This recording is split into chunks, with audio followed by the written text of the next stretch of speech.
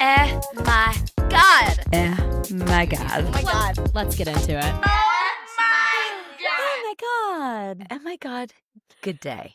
Good day to you. Good day to you. How are you? I'm great. I want to just start, and I'm going to ask how you are in a minute, but I just need to open by making a quick microphone amends to the GLUs. You will notice that I am in a different location, and that is because our wonderful producer, Isabella, and you have pointed out that in the last episode with Harry, it kind of sounded like I was deep-throating the microphone, and it was horrible. I listened to it while I swig Diet Coke. So- I'm sorry. Really. And so we've moved me indoors. We have positioned the microphone, and I am so sorry for sounding like my throat was dragged along a gravel pit. It will not happen again. How are you? All is well. Everything's good. I feel like I look insane. Like I honestly, like when you're on a call and like obviously what we're doing right now remotely, like I can see myself, I can see you. I like honestly feel like I need to turn my camera off of myself because I'm ripping myself to shreds. I'm visiting my mother and I don't know what happens when I visit my mother to the point where I'm like, I need for nothing in terms of packing. Like, I didn't bring any makeup. I didn't bring pajamas. I'm literally like, I need a sleep shirt, mommy. Like, like so crazy. And a like, sandwich. yeah. And also like, yeah, making me every meal, offered to do my laundry. I'm like, this is beyond. So I'm visiting my mom, which is the greatest, but I truly am wearing her makeup, which is like 3 shades too dark for me. No, you look great. I was just like, what is happening in this drawer? Like I told her this morning, I'm like, this whole situation is fucked. This drawer, there's like broken makeup all over everything. What like, is that with moms? It is chaos. Like It's throw out the Maybelline mascara from 72. Enough. There is caked, crusted. I was just in Toronto with my family, stayed in my mom's room. Bless her heart, she relocated to a couch while all the kids stayed in her room. What a queen. But the makeup explosion, it's a time capsule. No, she goes, I was like, Mom, there is like brown glittery shit all over everything. It's all over my hands. It got on my face. And she's like, it is not. I showed her a makeup wipe. I'm like, this is just from things that I had to wipe down, like literally covered with crap. And that's the thing. Her makeup is nice makeup. She has like all Charlotte Tilbury and like she's got the goods. Why is it this way? Dior, like all the good things. And it's broken. Well, my mom's, bless her heart, is from Shoppers Drug Mart. Shout out. It's the CVS of Canada. But there's just so many. It's like, every time you feel crappy about yourself, you just go buy another makeup thing. Yes. That's like the collection of all the times she's felt crappy about herself from her entire lifespan. And they're all living in that bathroom in cups, just like, chaotic choices. But I love you, Mom. You're beautiful. They're the best, and moms are the best. I'm having so much fun. We're having such a girly week. Clive is away. He's in Idaho on a fishing trip. And so I was like, great opportunity for me to come hang with mommy. And so we've been going to Pilates. We're getting massages tomorrow. Like, it's so fun. I love it. It's healing for the soul. Good. It really, really is. Yeah. How was your time away? I feel like I haven't talked to you in forever. You've been going at the speed of light. I have. It was great. I was in Toronto with my kids, my family, all the things, cousins. It was a great weekend. And it was you going to a wedding for once. It was me going to a wedding. But here's my one takeaway. And then we're going to get to our topic today. Okay. My nephew, love him more than life, says low key with everything. Low key says it all the time. And my sister Carly and I have been we have this like mental exercise where we try to really drill down on what a thing means. And we have been trying to really drill down on low key, and we low key don't get it. Yeah. And we low key sometimes get it. He says it 7 times in a sentence. Oh my God. And so every time we try to say, well, does it mean you're kind of saying the thing under the radar? Does it mean you're kind of ashamed of what you're about to say? Yeah. What does it mean? Or does it mean many things? Think it's all encompassing. Everything that you just said is correct. Yeah. So it low-key has a lot of meanings. It low-key has a lot of meanings. Yeah. But I'm low-key using it right now? Right. Yeah. I think so. Low-key, thanks. That's how I am with the phrase, it's giving. I've never heard of that. I say, it's giving what are you talking about? I'm like, it's giving Diane Oh, Keaton. It's I do giving like that. this. Yeah. I say it's giving near constantly, and I've become aware of it to the point where I'm trying to do it less, but sometimes it's the only descriptor of like it's the only thing that fits. Then it's giving permission for you to keep doing it. Let's low-key get to today's topic My God. because It's a I'm big going to one start too. saying it all the time. It kind of rolls off the tongue. Low-key not ashamed. Friendship fallouts. Woo! It's time. It's time to really drill down on this. Obviously, I'm obsessed with the topic. It's all I write about. Yes. And we want to talk about why they happen, what to do when they happen, how to move on when they happen. We really want to break it down. Yeah, and there's also like tiers of friendship fallouts. Like there's different versions. You know, there's like the slow burn where it's just kind of like, okay, we're not really in each other's lives anymore. Like I moved or I went to school or I got, married or whatever. Life happens. And that's no big deal. And then there's like kind of the people that just disappear for no reason. The Like ghosties. the ghosties, yeah, where it's like, wait, what happened? Like maybe something happened on their end that they're not communicating, and all of a sudden this person's just like gone and out of my life. Weird. Or the worst kind, which is like the blow The up, blow up. the friendship breakup.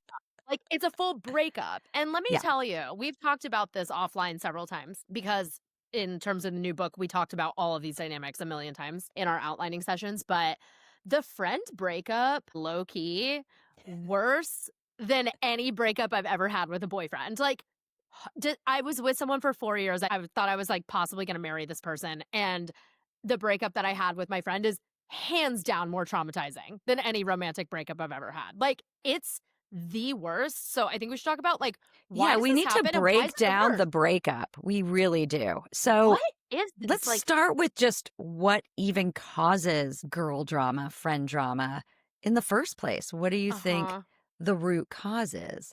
I think there's just like it always comes down to a lack of communication. If we all just communicated a little bit better and worked things out, people are so afraid to have conflict and confrontation. I think that's when the blow up happens. In my case, especially, it was like years of resentment that I was completely unaware of that then exploded. And I think, like in romantic relationships, a breakup takes so long because we over communicate. We fight like crazy. We talk about things. You stay up all night. You get in these arguments. All this stuff happens many times before a breakup happens. And with friendships, I don't feel like that's the case. I feel like those arguments and those like big long talks and conversations, people are just afraid to have them with their friends. And so then it all explodes. I think that's a really, really good point. I think that's sort of the micro reason for it. Mhm. And I think there's a macro component too that's more anthropological. Like there's some epigenetic trauma in female friendships because I think it's just baked into our hard drives that we're supposed to compete with each other. Because, you take it back in the day, women's only purpose was to get married and have kids, and you Mhm. were only as good as the husband you attracted. So if it's between you and me trying to get Sir whatever in Sir Loki in town, then we Yeah. are competing against each other for who's more fertile, who's hotter, who's got all the things, the bigger dowry. And then Right. we were always sort of going through life thinking there's not enough room for all of us. Somebody's Yeah. going to win. And that then carries on to, competing for rights, competing for seats at the conference table in the workforce. Like there's still always a sense that there's not enough to go around. Mhm. And so even though I don't think we carry that into our friendships consciously, I do believe that there is an undertone of there's not room for all of us. And almost the best friendships that don't have this baked in sense of competition are the ones where the two friends, for example, are very clearly not in competition with each other. I do really think that we've been taught through the generations that there's not room for everybody. Yeah. And Yeah. then that gives way to, well, I can't hurt her feelings and I can't everybody's so sensitive and Yes. Well, I think it's also like it comes down to your confidence level and how insecure you are, honestly. right, Because like right. that's because really when you're like, "Oh, two people can't bring the same things to the table." My best female friend and I are so similar It's like we literally met working on a pilot where we played twins, like demon assistant twins. Like we look the same, we have the same interests. We like, of course, no two people are identical, but we are very like same brand in every single way.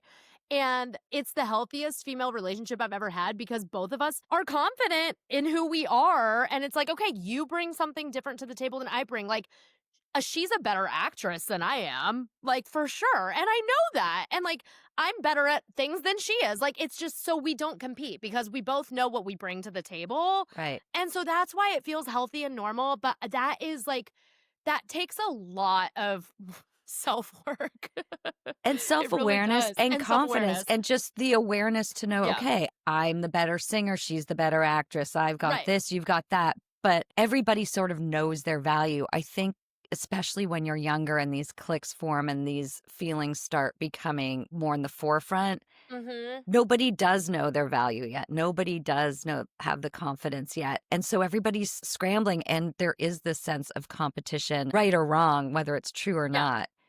It's there. Yeah. I mean, I used to feel that with my friend Katie, like when we were in 7th grade and reading the click books, and like she and I were same kind of thing, like very similar, but like we're grown up now and like that seems so silly. Our lives are so different, but when you're contained in this environment like school and you're all taking the same classes and you're doing the same Right, extracurriculars you are and like being all that, measured against each other you are being measured constantly. against each other. And Yeah. there aren't and if there is a rising star, they're either seen as they're better than I am and I feel like crap about myself, or who does she think she is? Kind of like if you remember from the Harry episode and I put red paint on Simone Seltzer's pants because she thought she was too cool in her white Yeah. pants and I needed Yeah. to take her down a notch. And so there's never a sense of, oh, well, I'm Lisi in 3rd grade and I'm really good at this. And so Simone is great in her white jeans. That is not existing. Right. But And it's that's just what's this crazy. primal, I need to survive. I don't feel safe. I need to survive. I need to do whatever I can Right. to create a space for myself in this Yeah. ecosystem. And it makes sense if you're under the age of 16. But it's like, Right. or honestly, under the age of, I'll say 21. Like, once you're out of college, you need to knock that shit off, is how I feel. Honestly, you got to knock it off. But that's where I get frustrated. It's like, oh, people don't grow out of that sometimes. Like, some people just are there perpetually. And that's when, in these situations, you have to just take a step back and go, this isn't about me. Honestly. Well, I want to make an observation about your life because you don't have a lot of friend drama. And I know women my age that have a tremendous amount of friend drama. And I think one of the reasons you don't is because a lot of your closest friends are gay men. Yeah. And so you are not competing for the same thing. There is a No. sense right off the bat that everybody has their lane. You're not competing for the same guys. You're not competing for the clothes. You're not competing for the same jobs. So there's no sense of that.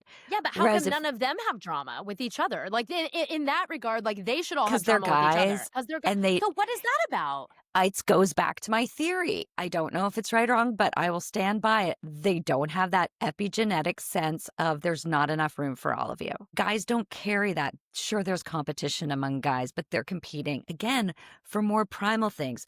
Who's the strongest? Who's the biggest? Who can provide most? It goes back to caveman days, in my opinion. And guys just don't have it the way we do. There are only so many fertile, hot women to go around with a dowry. And in the town women. of fertile, I'm available. we need to start a movement. Yeah, no, seriously. I mean, I'm also just like very selective about my friends. And that's the thing too. I'm like, I look at some people and I'm like, do you even like your friends? Do you ever feel that way? Yes.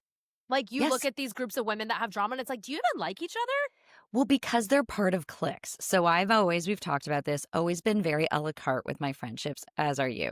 We're very selective. The people we're friends with might be part of a bigger clique, but we can't identify as part of a clique. But every time I learn about what's going on within these cliques, it's diabolical and it's real because they are competing because there is this microcosm again. They're in a thing and there's only so much room for there to be a number one or for there to be a best or the hottest. Like there somehow I can't quite pinpoint it. This is why I write about this dynamic. It's fascinating to me. Right. Well, I said this to you when we were first talking about writing the new book. I was like, it's still happening. Like the things that were going on in 7th grade, like it's different because we're all in kind of different places in life now. Like 31 could look very different for a lot of different people.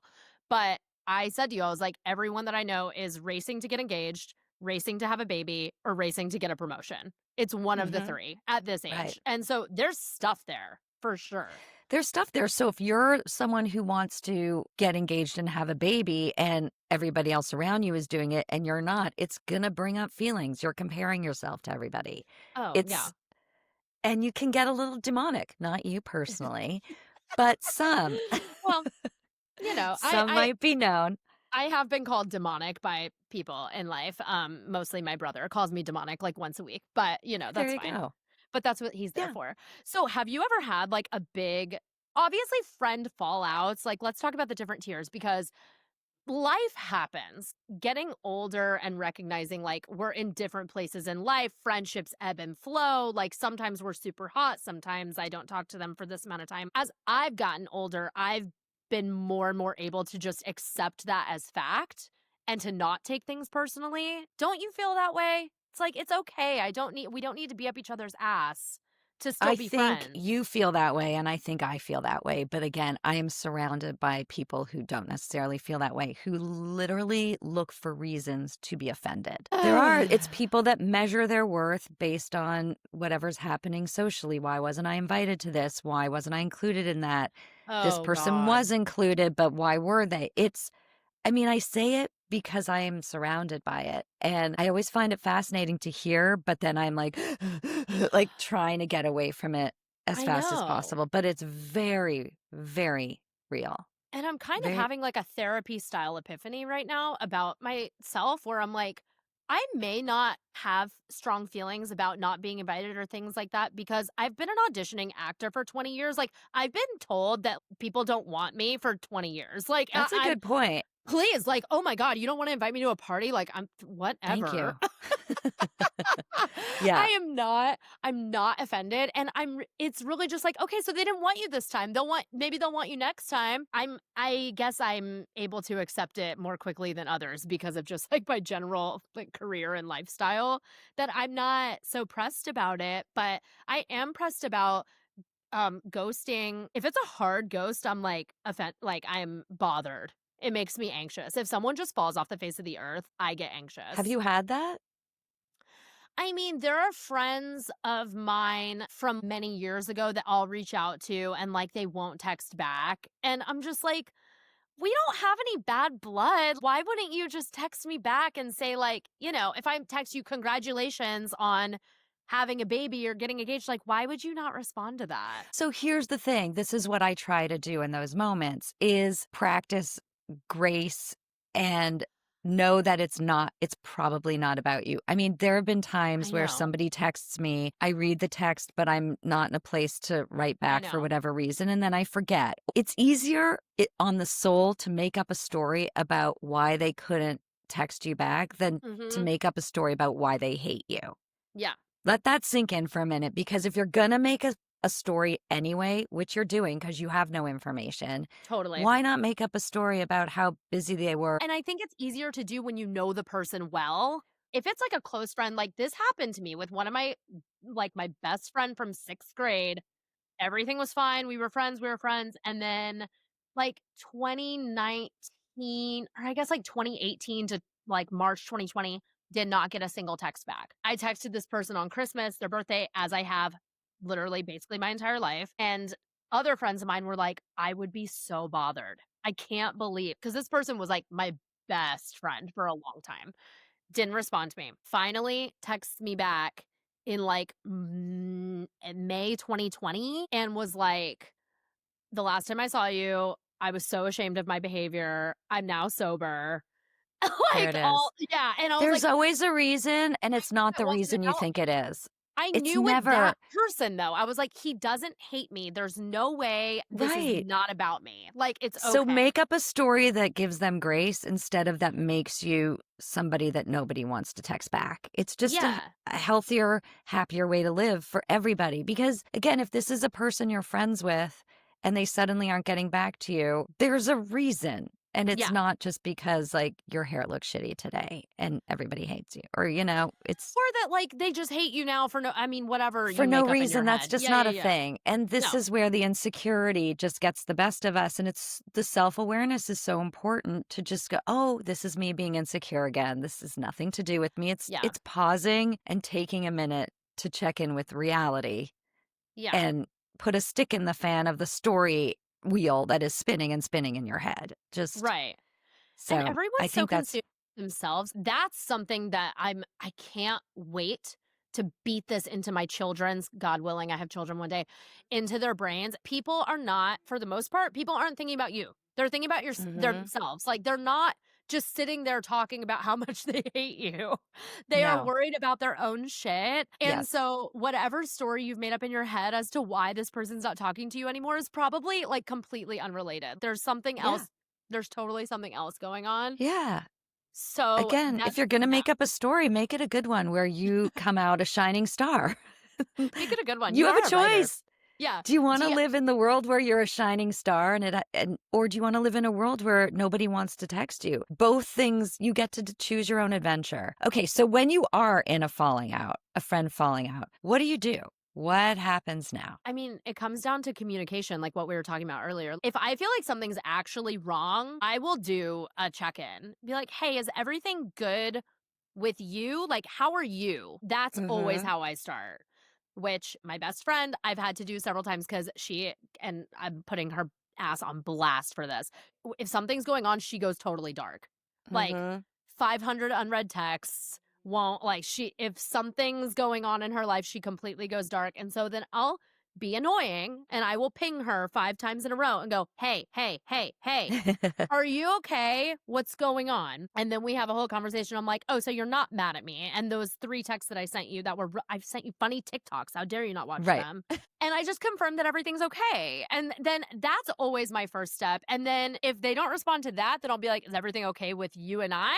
But I What do we need feel to talk about? like friend drama doesn't happen with the best friends. If it's a healthy relationship, there's not a lot of friend drama there. I mean, I'm sure if I'm telling you about any friend breakups I've had in the past, it was already an unhealthy relationship to begin with. And I think one of the things that you have to do is take a minute before you respond or make up a negative story and just sort of ask yourself, was this relationship really always very healthy? And to your point, were we communicative? Did we have good back and forth? Or was it like a toxic dumpster fire, like building and building and building, and Mm-hmm. we just both were too scared to address it? Mm-hmm. So I think again, it's for me, it always goes to just get honest about what's really happening. And Right. then I think too, own your part. Like take a minute and just go, oh, what did I bring to the table? Even if you did nothing, you brought a reaction to the table. You brought how you're reacting right now to the table. We Mm-hmm. all have a part.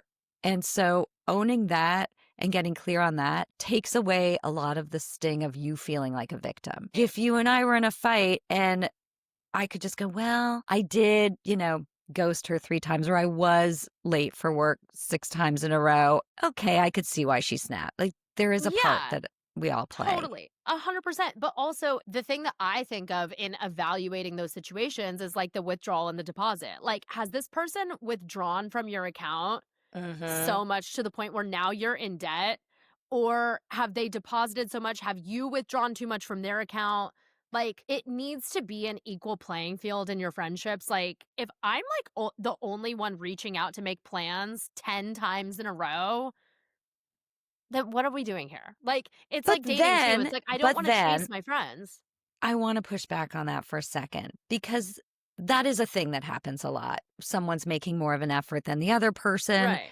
I've heard a lot of in my circles, we always have the so and so's over for dinner and they never invite us to their house, right? But maybe that's a thing. God. It's a thing. It's a thing.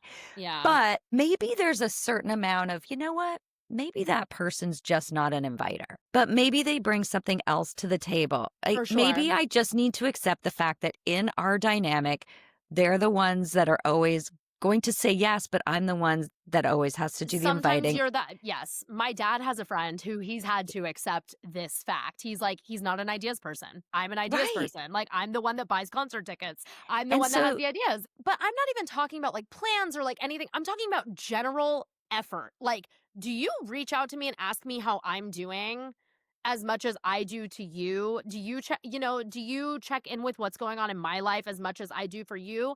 And if not, bye-bye. Like, I don't have the patience. Life is short. I want to be invested in people that are invested in me too, as much as I want it to be a two-way street. I don't want So to be then giving that's, again, everything. it goes back to self-awareness. What matters to you? Like, Yeah. really identify your values and what matters to you. If being treated equally as far as check-ins matter to you, then Right. that is an issue for Does you. that matter to For you? I not as much for some relationships. Do you know it? No, it depends For on the me, person. it's like in other ways, because I'm not a big reacher outer. I get stuck in the cone of silence. When I get to work, everything else falls away. I'm hyper focused. Mm-hmm. And so the rest of the world just does not exist. So in a lot of relationships, I'm not the one that's always checking in. But Right. when I do have an interaction with you, you're going to know I'm 100% present. If For we're out for sure. dinner, the phone is nowhere on the table. If we're talking, I'm not checking my texts at the same times. That might bother some people, and that's why we're not as close anymore. And other people are fine with, I'm going to be the one that always initiates. But when I get her, I've got all of her. So Yeah. I think it's really important to just know what does matter to you. And Right. if the keeping it even on the back and forth doesn't really matter, then don't look for a reason to be pissed off about it. Right. It Totally. And something else that I've just like learned as an adult too is like there is something that your friend can offer to your life. If they offer nothing to your life, then like I don't know why you're wasting your time, but you can find the good in almost everybody. Just accepting people for who they are and what their fatal flaw might be. And like my best friend, I just know that about her. I'm like, okay, if she goes dark, there's a reason, and like Yeah. it has absolutely nothing to do with me. But that took years takes to figure yes, out. for sure. Like it took For time sure. and effort. But like, would I seriously throw the rest of the 95% great away because that one thing like makes me kind of bummed out? No. Right. Because Like you're that's getting a big so much deal. more. It's checking a lot of other boxes for you. Yeah, So exactly. I just always go back to know what matters to you, if it's serving you or not, and be just Yeah. honest. And it doesn't have to be, this one person doesn't have to be all the things to you. Right. No, And it's exactly. okay if they're not. Okay, so those falling outs, like whatever, life happens, things, but like I have personally experienced the friend breakup, like the blow up, the breakup. And I can confirm it is the worst. Like Okay. absolutely the worst. And Talk about basically, it. okay, I'll give you the context of what happened. A close friend of mine since we were 11 years old, and we moved to New York at the same time as adults. And so we're like, 22 and cosplaying as though we're like on Sex in the City, three best friends from middle school, having such a time. It was fabulous because I just had like my built in friends in the city with me that I grew up with in LA. We go through all this life together. I had a serious boyfriend at the time that everyone hated. It was warranted. She had a serious boyfriend at the time. And I felt as though, and I don't dislike him. I didn't dislike him, nothing. My concern, which I think a lot of girls have this dynamic, was that she was just like completely abandoning her own identity and life and moving into his. Can I just ask, is it real concern, or is it she's moving on without me and leaving me behind, and our relationship doesn't look the same as it was and I don't feel safe? Because concern, what is the concern? No, our relationship was the same. That's the thing. I was concerned with their whole dynamic at the time because she was hanging out with his friends, girlfriends, and wives, moved into his apartment, left her place that she loved, started hanging out with his friends like all the time. I saw her pretty much the same amount. I never like saw him. What bothered me was the imbalance within their relationship at that time. Like, you've been with this person for 3 years. I don't even feel like I know him. Like, he's made no effort to get to know your friends or be a part of your life or your world at all. And if that's okay with you, then that's okay with you. That wouldn't be okay with me, And so I'm just checking in. Are you okay with this dynamic because this is what it is. Like, I don't fucking know this guy. I was trying to have like a normal dialogue with this girl about her situation. It did not go well. I was just trying to check in. I was just like, are you good with like how this is going, or do you want him to be more involved in your life? And if you're fine with And what this, did she then fine. say? She's like, I'm fine. She lost her shit. No, Mhm. she did not. She absolutely lost her shit. And I was like, whoa, that was like not, I was just asking. Like, I was not trying to start a whole thing at all. And then a week later, called me with a list of every single thing that I've said or done that has bothered her over the past 20 years and laid it on me and eviscerated me. And under normal circumstances, I would brush that off and be like, okay. Right before this all happened, this was in the thick of COVID. I had just lost my job on Broadway. I was in a terrible relationship with someone who was treating me horribly. I was so depressed I could barely function. Like, literally, this was when I like left my car running. And I Mhm. opened up to my friends and said, I'm going through a really hard, like, I'm so depressed. I think I'm going to start Lexapro and like all this stuff. And during that like time, she took the opportunity to like stomp on my head while I Right. was And she drowning knew what like you were going through. and knew what I was going through. And I'm like, that's where I decided I'm not going to be friends with this person anymore. Because you're Mhm. either stupid and like completely in your own world and consumed with your own stuff when I was just trying to check in and ask a question, or you're like kind of borderline evil. Yikes. It's Yeah. like really bad. It's dark over here. And so maybe like bring up your issues with me of the past 20 years at Not another good time. timing. Yeah, for Yeah, sure. and like if you felt this way for 20 years, then like why the fuck am I friends with you? If like you hate Mhm. me this much. Like honestly, like it got to that thing. And that's what was so wild about the whole thing. Sorry, I thought I could communicate with someone that I've been friends with since I was 11 about like my feelings. It sent something off like in her, and I don't know if it was because she was like aware of that and it's something that bothered her deep down and like someone called it out. I don't know. So that was what happened there. And then she accosted me in a park at a birthday party and screamed at me and told me it's been a good 17 years. Like, I'm done. You're out of my life. Blocked me on Instagram, unfollowed me that day. Like, all of this, like, nonsense, crazy shit. And then went on a tour and talked bad about me to all mutual friends, like, just trying to make me look as horrible as possible. Meanwhile, I'm like, the most depressed I've ever been and like Yeah. wasting away as a human. It was so brutal and it felt like such a betrayal. The thing is, when I think about this whole situation of like, why was it so heartbreaking and like hard and horrible? And it's because like we said, our friends are a la carte. Different friendships offer different qualities to your life. And the thing that I had with this person over everything was loyalty. We had been friends for so many years, so unbelievably loyal and supportive to each other for 20 years. And to then hear, like, oh, actually, you low key hate me and have all of these issues with me. Everything that I thought was true is not. And like that just completely sent me upside down.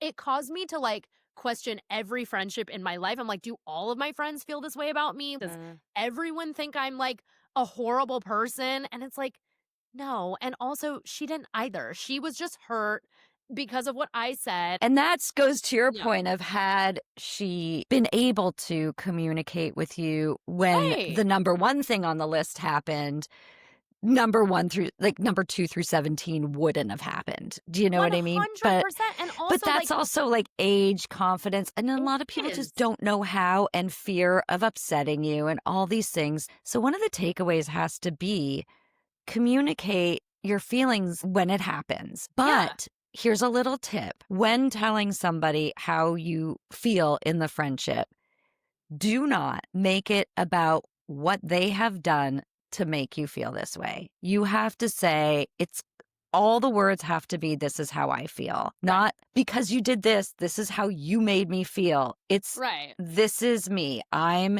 insecure. It has to really be about your feelings, not their Right. behavior. That's important Yeah. in the communication, and totally. everyone should try and communicate. My very close friend Amy and I started a company, so Thrive, where we did a lot of drama-free friend workshops and programs with kids. And we had a rule, number one rule, because we're good friends and the taboo of good friends starting businesses together, it's a real thing, causes a lot of friend breakups. Our number one rule was, if you feel something, say something. It could be the most innocuous, stupid little thing, but you have to like every day air that thing. So I'd say things, when you interrupted me during that workshop, it bothered me.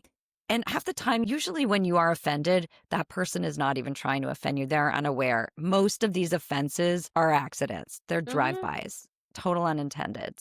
Yeah. But they hurt us. And if you can just air that dirty laundry as it piles up, things are going to be a lot better. Well, and full circle, like, I think this is why a lot of people ghost, though, too, because I finally communicated something that I had been feeling for about a year, in a very, like, this is how I've been feeling about this.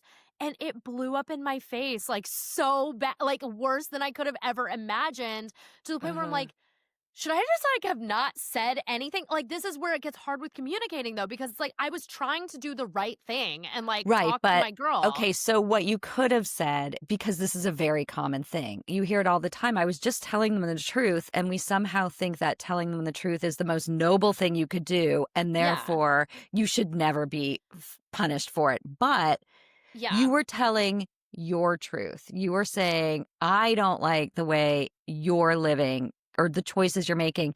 So to her, it feels like judgment. It feels like you're judging her choices. When Wyatt and I first started dating, we got a lot of the same thing. Like, you're always with him now and da-da-da. And it bothered me. I'm like, why do you care? Why, leave me alone. Fine. And no, it's you fine. get defensive. And again, it wasn't that's the thing, though. This is so nuanced. Like, it wasn't I was checking in on her and like, are you okay with the fact that your boyfriend gives not a single fuck about your friends? And, like, if you are, then okay, then that's fine. Then I'm, like, not, then whatever.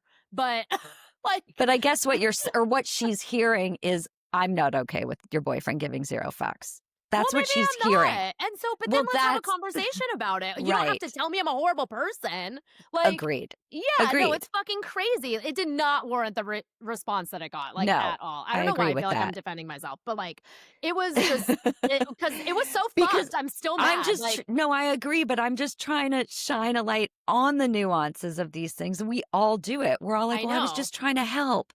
But a lot of times that blows up in your face. Or God forbid, have like an open dialogue with someone I felt comfortable having an open dialogue with. Like that. Right. And then apparently I shouldn't have felt so comfortable. Like, that's what's so hard. It's like these are the lines of the communication that people don't want to cross, because, like, do you want to, have someone blow up at you Real Housewives style and tell you you're an awful person? Like, no, that's not what I was trying to do at all. But like, that's what ended up happening. Also think if it were a different person, not me, she would have never responded that way. And I think that a lot of us in our relationships, and we talked about this a lot with the new book, when you're friends with someone still that you were friends with when you met when you were 11, it can stunt your growth.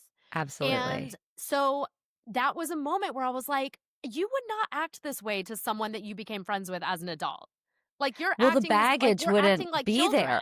Yeah, well, because she's probably also reacting to some insecurity and something that happened when you were 13. Brought up shit from 8th grade, Lisi, that I was like, I have no idea what you're talking about. Like, this is insane. It could be like, wow, she was in the Click movie and I was in math class and that sucked. Or who knows? But who knows? There's probably some unmetabolized issues going on there that she was insecure. It had nothing to do with you directly, but you were what she was measuring herself against, because it's another thing when you are younger and you have a best friend, they're sort of your measure of how well am I doing in the world. Well, I can only base that on how she is. Am I doing better than her? Do boys like me more than they like her? Am I doing better in school? Do I have more friends? You're just measuring yourself against the other people in your world. And that's really detrimental, but we don't know better. But I think when you stay friends with people, sometimes, like, you can get stuck there. Like, I do think that's the thing that happens. That's the theme of this book. Yeah, absolutely. Entirely. And so that was a disaster. It was devastating. And it just felt really malicious too. Like, after the fact, like, her going around to everybody and like talking shit about me to each friend, I was like, That's So horrible. horrible. And I stayed silent and like I chose grace in that moment. Yeah. There was so much I could have said too, obviously. But I was like, whatever, the people that are meant to be in my life are meant to be in my life. And it's just going to shake out the way that it's supposed Yeah. to. Because if one person can convince these people that I'm horrible because I asked one question and like Mhm. checked in, then fuck it. Then those people don't Yeah. need to be my friend anyway. It was a huge like moment in my adult life of just being like, okay, you have to accept people and things for what they are. And yeah, it was heinous. We have since reconciled. We saw each other at a wedding, and I was we were it was so sad and weird because the second that we reunited, it was like not a day had gone by. We were friends right Yeah. away. It was just like so sad and weird at the same time. I did not sleep the night before that wedding. Oh, I Like know you were incredibly nervous leading I up was to it, I remember. so anxious. And then we saw each other. Everything was more than fine. We literally fell back into being best friends in 2 seconds. And at the end of the night, she pulled me aside and apologized. She was like, I'm really sorry for how all of that went down. And I said, thank you. Mhm. Because, like, I didn't make it the breakup that like, she broke up with me, you know? And so Mhm. it's like, okay, as long as you accept, like, your position in all of this, then I'm able to accept an apology. Like, Yeah, I mean, absolutely. it And was so now probably we're, what you were saying was a very inconvenient truth for her that she wasn't ready to hear. I mean, somewhere in her no, soul, she knew that she was isolating the people in her world, but yeah, was so intoxicated by this relationship and these new relationships she was forming yeah, that she chose that route, but also knew, like, "Ugh, I'm kind of doing a dirty by the people that have been with me forever." And so you shined a light on it, and and she didn't that like doesn't it. feel good. Girlies, GLUs, need to. I want to say another thing because everyone who's listening to this is definitely old enough to hear this. And that is when you do get into a fight with a friend, can you please control yourselves enough to not gossip about it with people that you are mutually friends with? I Yeah, get wanting to air it. I get wanting to sound it out with other people, but you look totally trashy and sad if you are now going to all of your mutual friends and trying to poison the well. It's a bad look. And chances it are really you is. might make up again. It just creates so much more drama in the friend group. Our goal moving forward is to have less friend drama, and that is a surefire way to look like an asshole and stoke the drama fires. And we're going to stop Totally. that. We all need to do better. Yeah, and, like, call Find your people mom. outside to bitch. Yeah, Call your mom. exactly. Call your Call your mom. therapist, write in your journal, speak to the Yeah, people that don't I know know. anybody, or write in to Ask a GLU, and we will hear you, we will support you, and you will not 100%. look like a monster. It's so funny. So when we were my friend Katie, I'm just, like, thinking about these people now. What's so funny, I just had lunch with her because when we were growing up, if we would tell each other a secret, you'll love this. This is so girly. This is girlhood. When we would tell each other a secret, we would go, "Is it okay? Can mom rule?" And we would just say mom rule because it's like, if you tell me a secret, am I allowed to tell my mom? Eh, I love total that. totally, because like, my mom's a steel trap, she won't tell anybody, like, Right. absolutely, and so now we were at lunch recently, and she just got married back in May. We were at lunch recently, and I told her something, I held out my pinky, I was like, "Please don't tell anyone this thing," and she goes, "Can I tell Ryan?" Her Yeah. husband, and I was like, Yeah. "Now it's the husband rule." Oh, yeah, I was gonna say I always do that with Can I Tell Wyatt? Yeah, Always. Yeah. of course, because it's like, I have to go somewhere with this Yeah, I can't information, hold but this. It's too much. no, but it's so funny, like, the mom rule, like, as we've gotten older, is now, like, the husband and boyfriend rule, like, the For person I sure. live with, yeah, so funny. Anyway, yeah, how do we move on? Like, I mean, that's how we reconciled, like, I just let time take care of it. Honestly, time heals all. Time heals all. Time, communication, and self-awareness, and honestly, maturity. Yeah, Being able to own your part, being able to see it for what it is, and being aware of what did this encounter really light up for you. I've said it before so many times on this. It's really important to have the courage to look at your own behavior and reactions. And 99% of the time, you're getting to this really was about me. And if it was just a drive-by issue, then you can go, okay, that person's going through something. We could yeah, eliminate so much drama just with those levels I of know. self-awareness. I know. And that's what made me, just to like tie this up with a bow, I think that's what hurt me the most is like I was going through such a hard time and I felt like I wasn't given grace. Right. Maybe I shouldn't have like spoken out about like my thoughts and feelings on this thing to her. Like maybe that was inappropriate, which like I still kind of don't think it is, honestly, but like whatever. But maybe that wasn't like the right move. But like I felt like I was given no grace Right. considering everything that I was going through. And that's what was like the most hurtful, and to where I was able to just like walk away and walk away Right. heartbroken, but walk away. And I got an apology years later. So It's great. And I want to say one more thing because I do this with my kids all the time and it's so effective. When we get in a fight, I make them tell me why I was upset and I tell them why they were upset. And it genius. heals everything. So if you role play had an interaction God. with this friend and you had to say why she was upset, you slip into empathy so fast and it Uh-huh. is the most disarming things. You as her would say, well, I felt like you were judging me about my relationship, and you would actually feel it for her because you're playing that role. And she would say, you know, you felt like you were going through such a hard time and I just unleashed on you. And now Yeah. you're like, yes, I feel seen, I feel heard, Right. hug and seen. And it is a Right. really effective tool And then like to take years forward of into therapy and crap is not totally necessary. Speaking of, should we do an Ask a GLU? Yes. So this is very exciting, GLUs. On episodes where it's just Lisi and I, these solo episodes of ours, we're going to implement something that we started long ago that we kind of got off of because we didn't really know like where it was going to live and the place for it. And we decided it's going to live here on EhMaGawd podcast. So we are starting a segment called Ask a GLU. For those of you that might not know, a GLU is a term from the clique that stands for girls like us, but it could also be now guys like us. Girls, gays, and theys. You can write into the state of the reunion at gmail.com and ask us anything. We are here to give friend drama advice, wedding drama, work, identity crisis, whatever you're Love going it through, all. write into Ask a GLU, and we are going to start doing this every solo episode. So pretty much like, Well, actually, I think we talked about doing it also with guests just to get a little guest opinion too. I So think we'll workshop it with our next guest and see we'll how workshop it goes. it. Yeah, But for definitely on sure. our solo episodes. Why don't you read it, Ellen? Because you're the actress and I think you're going to do a better job. Thank you so much. Okay. Bring it. So here is a question from our GLUs, very apropos to this week's episode. Hi, GLUs. I'm getting married next year and currently making my guest list. Congratulations. I'm not sure if I should invite my childhood bestie. We barely speak, and she's become a lot different from the person I was close to from elementary school through high school. At the same time, it feels weird not inviting someone who I literally fantasized about my wedding with when I was 10. What do the GLUs think?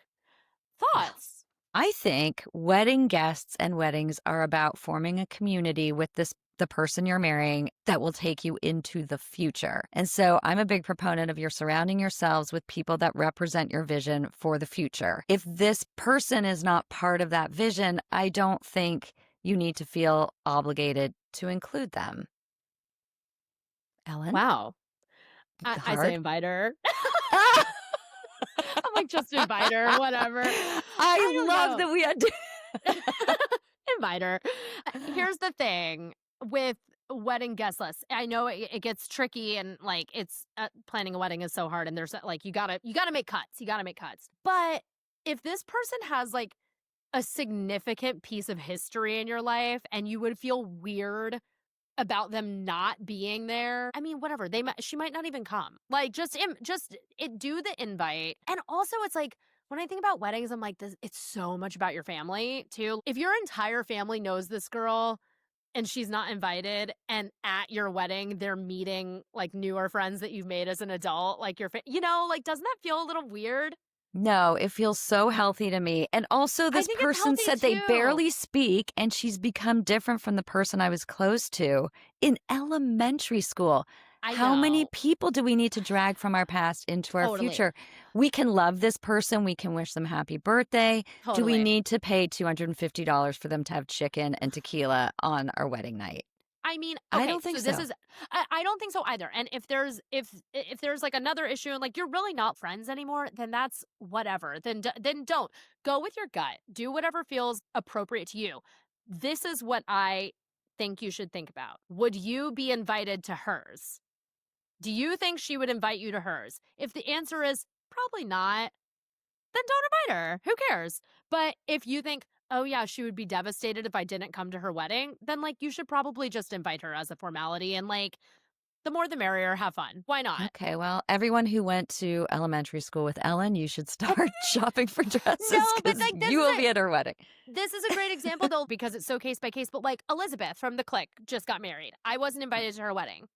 Fine, literally fine. We have the same relationship as what you're describing. There's no bad blood. We get along great. Everything's fine. We're very friendly, but we do not get drinks like socially. However, Sophie Everhart and I have got reconnected as adults, gotten drinks several times, like gone out of our way to see each other over the past few years.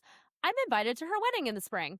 So You like, are? yay. Yes. And I'm so excited. And so I got That's to save the date the fantastic. other night. And it was such a pleasant surprise. Like it really, I was like, oh my gosh. And it's in a really cool place and like all this stuff. But like, I didn't expect to be invited, you know, like, because I thought I might fall into like this category where I'm like, I probably won't be invited and that's all right. But I'm excited that I am. I'm excited to go and like For see sure. her on this huge day. And again, like I was telling Clive, I'm like, I know her family, like I know her parents and her sisters and like, it'll be so fun to see them all, you know? So Yeah, it'll be great. I yeah. just think that this is where like so much wedding anxiety happens is when we really feel like we are responsible for everybody and we lose sight of the fact that this is about you marrying this person that you love, that you are forming a life with, that you're bringing your friends and family together. It's really about that. If every time you're dealing with wedding drama, you sort of default to, is this serving our relationship? Like shut out the noise, shut out the drama and the Instagram posts and all the bullshit and just go back to, is inviting this person serving us or is it serving something in me that I feel an Right. obligation towards? And if it's that, then I think you get to cut bait. I think it's totally case by case. You can, I mean, go with your gut. If again, that's how I would think about it. And I feel the same way about like bridesmaid stuff too. It's like, would they Oh, ask me God. to be a bridesmaid? If you think it's probably not, then like you don't need to feel obligated. Like, But then what? But what if that person means something to you? Or you're saying just like an obligation bridesmaid? yeah, but this is an obligatory invite. This is what we're talking about. Like, this is fully like she doesn't really want to invite this girl, or like you know, Right. it doesn't make that big of a difference. So if you think that it will cause a blow up of just like, I can't believe I'm not invited to your wedding, avoid it. Who needs the drama? Just invite her, and who cares? Okay, so Whatever. Ellen says invite her. I say do not. I also am just like such a freak about weddings. Like you're talking about like the relationship and the marriage, and I'm just like, it's Well, a isn't party. that what it is? It's a party. But it's a Like, party for the no. two of you. And I come by this. This is where our generational differences really do matter. I've lived, I've seen, I've done, I've Yeah. divorced, I've like watched people remarry. Like Oh, I yeah. have a vantage point that you don't have. And granted, mine is a little more bitter and cynical because I've seen more, I've been through more, I've experienced more. And with that comes a level of cynicism. And I love your idealism and I don't want to ever take that away. But I also want to give you a little cheat sheet and say you can cut the drama and if you just do these things. And I know as a parent, you're not supposed to do that really because you're supposed to let people experience themselves. Yeah. It's a gut check. I really feel that way. Like if it doesn't feel right, then don't do it.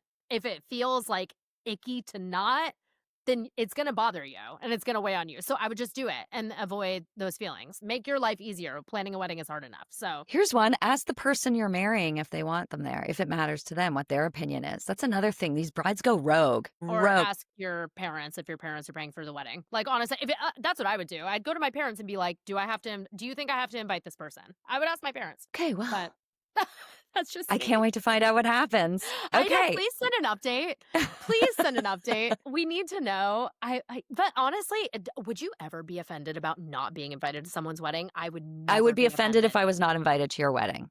Well, yes. No, that's there. I'm saying it. That's different. No, that's one where I would be truly like devastated. For sure. Of Okay, so course. that's it. I know, but I talk to you all day, every day. Like, it's Right, but that's like that would be psychotic if I didn't right. invite So you to my there, wedding. that's Like, what I would be offended by. I'm trying to for think. sure, but like a Again, I'm not childhood in that friend, season. a childhood friend or like an acquaintance, like I would or like just even like a distant friend. Some people have micro weddings. Some people only invite 30 people. Like, Right. I don't like weddings are so expensive and crazy It's now that I'm brutal. just That's one like, of the reasons Wyatt and I have been engaged for years now and have done nothing because it's kind of 6 or 60. In this case, 6 or 160. six, Where, seven. yeah. I was, oh my God. I'm sorry. Quickly, I had to explain to Lisi offline that the kids are now saying 6, 7. It's kind of Yes. like our low key conversation. The kids keep saying 6, 7, and I don't understand it. It's making me feel like a granny. Like, I have Well, no can idea we what they're go to our talking about. in and out list? Because that's on my in and out list. Let's do it. Yeah, let's do our current State of the Union for this week. We do this every single week. We give our in and out list. I give mine, Lisi gives hers, and we come up with ours together based off of what we've just talked about for the last hour. The current State of the Union. I have mine. I'm ready. Go. Okay. I saw an old SNL sketch on Instagram last night called Forever 31. Oh Did my you God, I'm see this? obsessed. No, it is the funniest thing. I love it Okay. so much. And so I saw it and I was like, this is me. This is fully me. One of the lines is, I get a hangover from looking at cheese. They're wearing like very Aritzia core, like big It's turtlenecks and wide leg pants. I'm like, me. Neutrals same. only, giant bag. Like, look And at this didn't shit. they have like giant blazers or something? Oh, Giant bag. Yeah, always. I am textbook millennial 31. I am 31. I'm not dressing like a thought anymore. No, the legs are hidden, the turtleneck is on, and the elastic waistband is ever present. I want to be comfortable. I'm done. I'm like done. I'm so done with I wear ugly bras now. Like yeah. I don't give a shit. I'm not wearing like Totally. sexy bras anymore. I want to be comfortable. The things that I wore, like the way that I would bind my body in my 20s, that I'm just choosing to not do anymore. And my gay Good. older brother calls me matronly, and I don't care. I don't care. I don't even know. He wants me to dress like a Fifth Avenue hooker. Like the shoes that he wants me to wear are like, they're designer, I think he but they're should like have 6 to wear inches. them too. He should have Oh, to wear them too. yeah. And I'm like, coming from the person that lives in terry cloth Versace like gym shorts, this is rich. Seriously. Seriously. But I so love that. So I'm Forever done. 31 is in. Forever 31 out. Forever 21. We're done. I love that's a really good one. We're done. Good one. Good job. Yeah, I'm comfortable. Lisi Harrison, current State of the Union. 69s are out. 6-7 is in. Even though I don't know what 69 6-7 out. is, it's in. 69 out. 69's out for you, like forever? Well, until 6-7 becomes out and I replace it. Then Okay. 69 could possibly come in. I'm just 6-7 is in because I'm trying to figure out what it is. Do you know so what it's top of 69 mind. is? The sexual position? Yeah, okay, I'm just making sure. Dude, I'm not that old. Like, yes. I had to explain it to my stepson and I had to draw him a diagram. We left the dinner table when he was 9 and Did he ask? he said something at the table like 69, huh? And I'm like, do you know what that is? And he kind of goes, no. And I go, come with me. And I took him into the room and drew him a picture. And I'm like, that's what it is. And this is the same Wow. kid. I love this story so much. When I first met him, he was 9 when I met him. And I was going like rubbing my neck, just like massaging my neck for a minute. And he Of goes, course. are you rubbing your clit? And I'm like, what are you talking about? Why did he? And he goes, are you rubbing your clit? I'm like, on my neck? And he goes, I didn't even know that word until like 8th grade. Like, what? yeah, well, yeah. He knew from his friend Archie, Not Archie. who seems to think that that's where the clit is. So I've been educating this child from the day I met him. Archie is the culprit of like the bad information. Wow. It Yeah, can all come I back also to Archie. told Archie what's what, but yeah. Oh So my God. Okay, so in 6-7, and you out just 69. texted your senior in high So- school child 6-7, I and his did. response was what? So I texted him 6-7 and he goes, Mom, what? I'm in math class. Poor guy. I don't know what it means. And my aunt, everyone in my family is a teacher, and my aunt teaches middle school, and she's like, all they do is run around and say 6-7 for no reason. These 7th grade kids. I'm like, what happened? They speak a different language. And then what should our collective State of the Union be for this episode? Because, Okay. oh my God, like drama-free friends in. friend breakups Um, out, like, but he is Husband rule in, mom rule out. I love husband rule. Even though I don't have a husband, but yes, Nor husband do rule, I. husband. Look at us. We're Um, fertile. We're young, fertile just hotties. like You're so oh my God, you're so fertile. That needs to be a new I compliment. hope so. Dude, you look so fertile today. I definitely have childbearing hips. I can tell you that. But like, And some milk jugs. Your your baby is gonna be so satisfied. fat. Fat. Fat. Oh my God. I In mean, husband rule, out mom rule. But you know what? For this week for me, mom rule applies because I'm here visiting my mommy. And way it's to so bring it nice. back. Way It's to so bring it nice. back. I can't wait to meet her. I love when Oh you my do her gosh. accent. Of course, I'm sleeping in my mom's bed with her. Oh Obviously, my God. we're watching TV at night, cracking ourselves up, showing each other silly TikToks. Like it's just the best. Like the I love best. it. I love Oh, it. That's really heaven. great. Yeah, Oh, but it is funny how we evolve. The husband role and the mom role thing is like it's really just because it's like the person that I live with. Like I go home and like this yeah. information has to go somewhere. And like also men do not gossip at Or all. remember, like they Or don't want to hear remember. it, which makes it so appealing. Like it's going, Right. it's like throwing it in the trash, but at I least you're know. unloading it. But then you Yeah. think that, and then I'll like gossip and tell Clive something, and then like 3 months later, he'll follow up and be like, whatever happened there? And I'm like, I thought you would literally forget that night. I'm shocked that you're That's following amazing. up, but like, love that. Let's kiki, girl. Let's Oh, gossip. Yeah, that's great. hysterical. Wow. What Therapy. a journey. I think we have so much more to cover on female friendship, and we're going to do several more episodes about it because there's a lot there. I mean, you could seriously write a book, and you have. I have. And I will keep writing books until we've got this figured out, ladies. So Yeah, but you could honestly write like a self-help book about female like I have all the relationships. stuff, and I that's a goal someday. For Oh sure. my God, you For could sure. and you should. I shall. Thank you so much to Bella Tamayo, our graphics designer, our lovely producer, Isabella Betcher, Bella and Bella. I just realized that. Isabella and That's Bella. so cute. Kristen McLaughlin, the producer and queen of spreadsheets. I mean, you guys, I just want to say, so Isabella and Kristen have taken on EhMaGawd, and you're going to notice some real changes and upgrades as we move forward, and know that it's all them because Yes, we it really is. just from the mere fact that you can hear me today and I've moved inside to avoid ambient noise, that is the work of Isabella Betcher. So thank you. Yes, exactly. Isabella, Kristen, Bella, we love you so much. We love you, GLUs. Thank you for listening to our podcast. If you have any Ask a GLUs, please write them into thestateofthereunion@gmail.com. Thank you for listening to EhMaGawd Podcast. We are available anywhere that you listen to podcasts, like Apple Podcasts, Spotify. We're also available on Substack and YouTube in video format. So check that out. Follow us on Instagram. Follow us on TikTok. EhMaGawd Podcast. We love you so much, and we'll see you next week. We love you. Don't gossip about each other. Be good people. Love you. Bye. Bye.